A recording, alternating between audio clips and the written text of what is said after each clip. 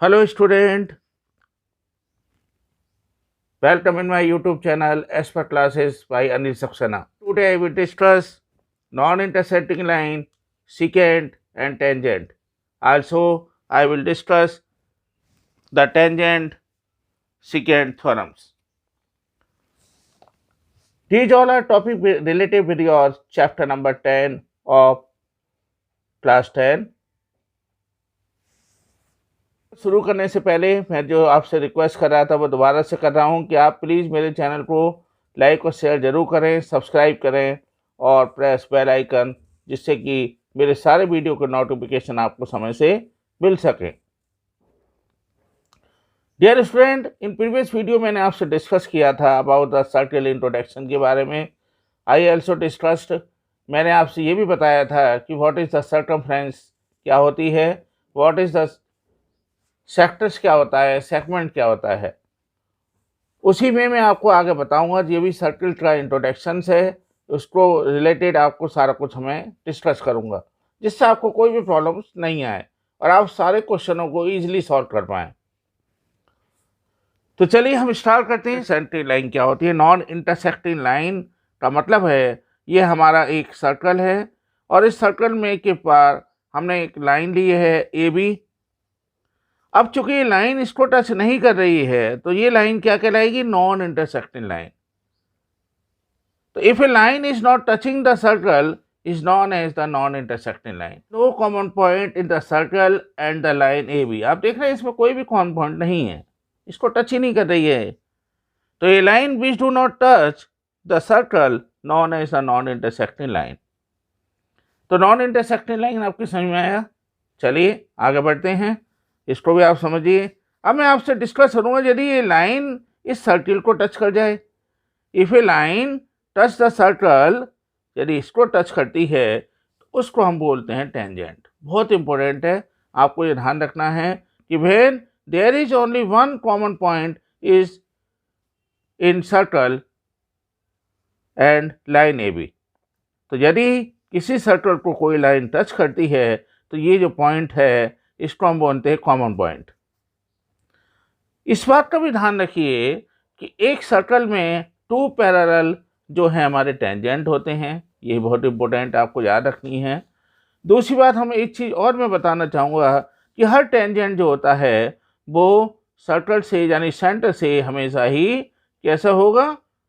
Perpendicular होगा। आप देखिए यदि मैं यहाँ पर एक टेंजेंट खींचता हूँ तो टेंजेंट यहाँ से परपेंडिकुलर होगा, यहाँ भी परपेंडिकुलर होगा। यदि मैं यहाँ खींचूं तो ये भी परपेंडिकुलर होगा, यानी 90 डिग्री का एंगल बनेगा।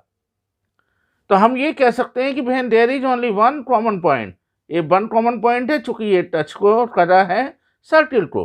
तो when there is only one common point in the circle and line A B, तो उसको हम बोलेंगे टेंजेंट। ध्यान रहेगा, जब एक ही जगह टच करे तो उसको टेंजेंट। और when there are two common point P और क्यू, आप देख रहे हैं इस सर्किल के लिए हैं यहाँ पर दो, यहाँ पर इस पे जो है पार्ट पे टच कर रहा है। तो when there are two common point P and Q in the circle, P और क्यू पे ये दो जगह टच हो रहा है तो इसको हम बोलेंगे सीकेंट।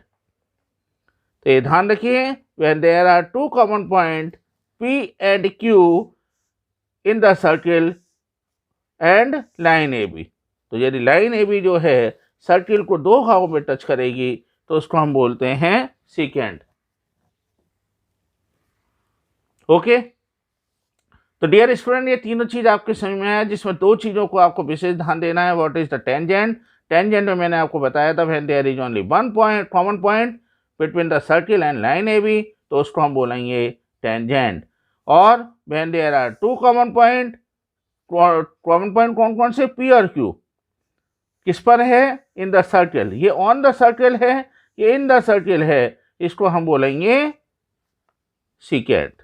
तो यदि दो कॉमन है तो सीकेंट, एक कॉमन पॉइंट है तो उसको हम बोलेंगे टेंजेंट। याद रहेगा? चलिए डियर स्टूडेंट, मैं अब आपको बताऊंगा टेंजेंट सेकेंट थ्योरम के ऊपर। टेंजेंट सेकेंट थ्योरम जो होती है इसके ऊपर क्वेश्चंस पेपर में जरूर आते हैं। कंपटीशन में भी इसके ऊपर क्वेश्चंस आपके ज़रूर आएंगे। और ये मोस्टली जो क्वेश्चंस हैं आपके वो, तो देखिए इसमें सबसे पहले हमें इस थ्योरम को प्रूव करना है। प्रूव करने में आप एक चीज़ देख रहे हैं कि ये मैंने एक दिया हुआ है सर्कल में आपको मैंने अभी बताया था कि जो एक कॉमन पॉइंट पर होगा वो होगा टेंजेंट, तो ये हो गया आपका टेंजेंट। और ये इसका मतलब क्या है, इसकी स्पर्श रेखा है और ये 2 पॉइंट पर टच कर रही है इसको, तो हम बोलेंगे इसको क्या, इसको बोलेंगे हम सीकेंट। ये तो आपको क्लियर है। दूसरी चीज़ मैंने आपको ये बताया था कि जो मेरे पास इसमें टी भी है और ए और टी है पॉइंट, यानी ये जो कहलाएगी ये इसकी क्या कहलाएंगी, कोड कहलाएंगी। और एक चीज़ में विशेष ये है कि जो इसका सेंटर है वो हमने ले लिया, ओ सेंटर ले लिया इसका। अब देखिए ध्यान से ज़रा, सबसे पहले मुझे जो दिया हुआ है वो मैं लिख देता हूँ कि पी टी क्या है, टेंजेंट। तो ये दिया हुआ है मुझे, तो पी टी इज टेंजेंट। जो जो आपको गिवन है, जो आपको ज्ञात है वो आप लिखते जाइए। तो पी टी इज टेंजेंट। दूसरी चीज हमारे पास जो दे रखी है पी ए बी, ये क्या है हमारा, पी ए बी सीकेंट, क्योंकि ये इसको 2 भागों पे टच कर रहा है।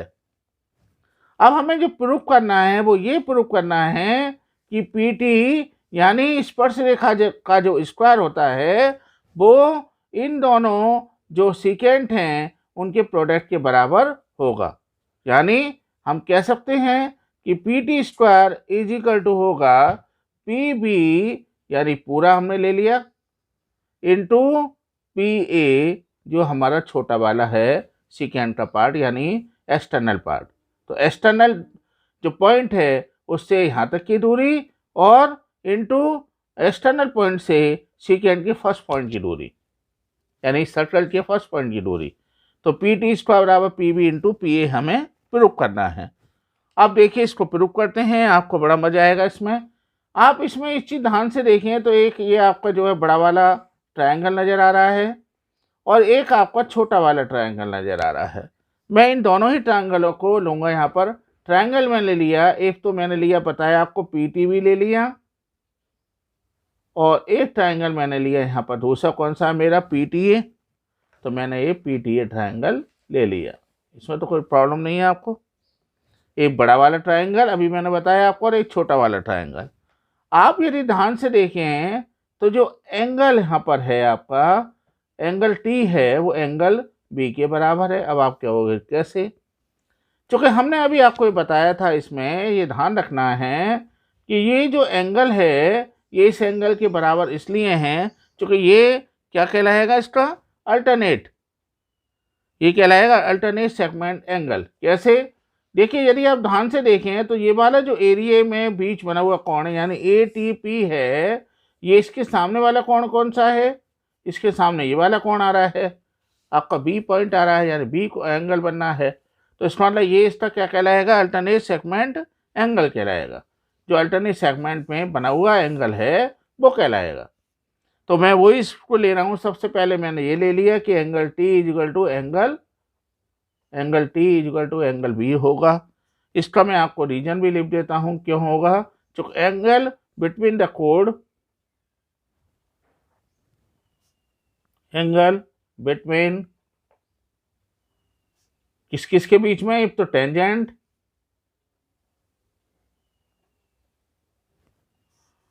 और दूसरा क्या है हमारे कोड के बीच बना हुआ ना, एक तो टेंजेंट है और एक कोड के बीच बना हुआ है। तो between code and tangent and code किसके बराबर होता है, is equal to the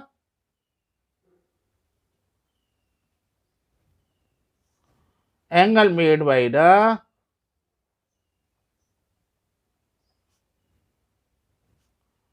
alternate segment.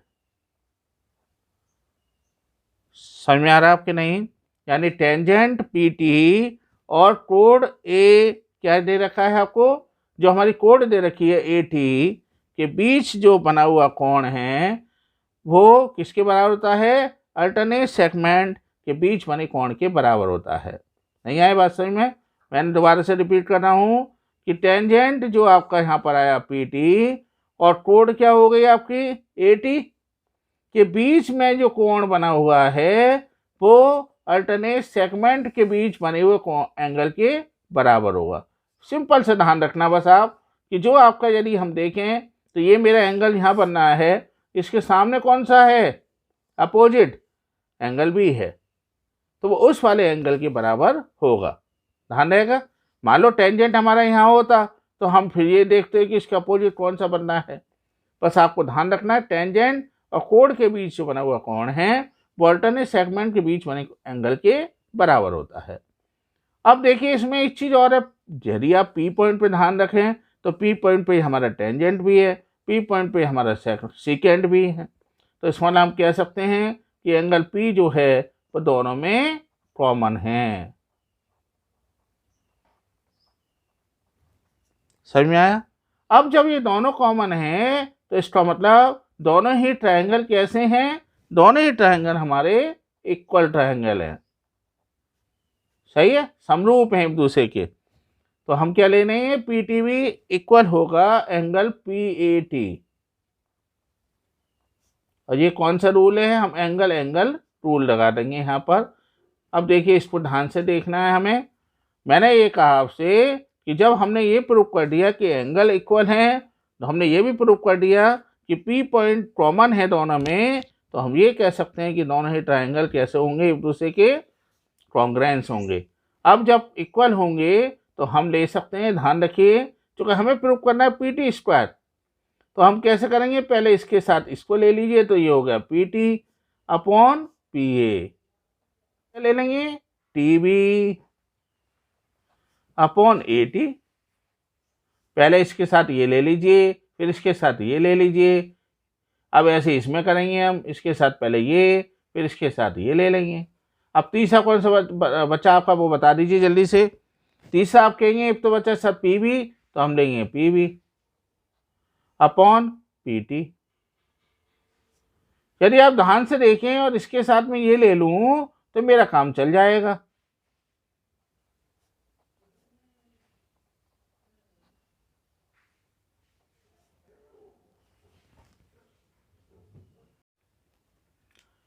तो बच्चों ये कितना होगा, P T upon P A equal to P B upon P T. अब हम क्या करें, यदि क्रॉस मल्टीप्लाई करें तो क्रॉस मल्टीप्लाई करने पर ये हो जाएगा आपका P T into P T equal to P B into P A. तो P T into P T equal to होगा P T square equal to P B into P A. तो tangent second theorems आपकी जो proof हो गई। Dear student, in my view आपको कोई भी प्रॉब्लम नहीं आई होगी और आप इजीली इसको सॉल्व कर पाएंगे। बस मेरा आपसे अनुरोध है कि आप मेरे चैनल को लाइक करें, शेयर करें, और यदि आप मेरे चैनल पर नए हैं तो सब्सक्राइब जरूर करें। मैंने आपको सारी चीज़ें ऐसी बताई हैं कि आपको कोई प्रॉब्लम नहीं आएगी, आप इजीली इसको समझेंगे और इसके ऊपर बेस्ड क्वेश्चन जो हम नेक्स्ट वीडियो में लेंगे उसको भी आप अच्छी तरह से डील कर पाएंगे। तो बस मैं आपसे अगेन रिक्वेस्ट करता हूँ कि please like share and subscribe my channel. Thank you very much.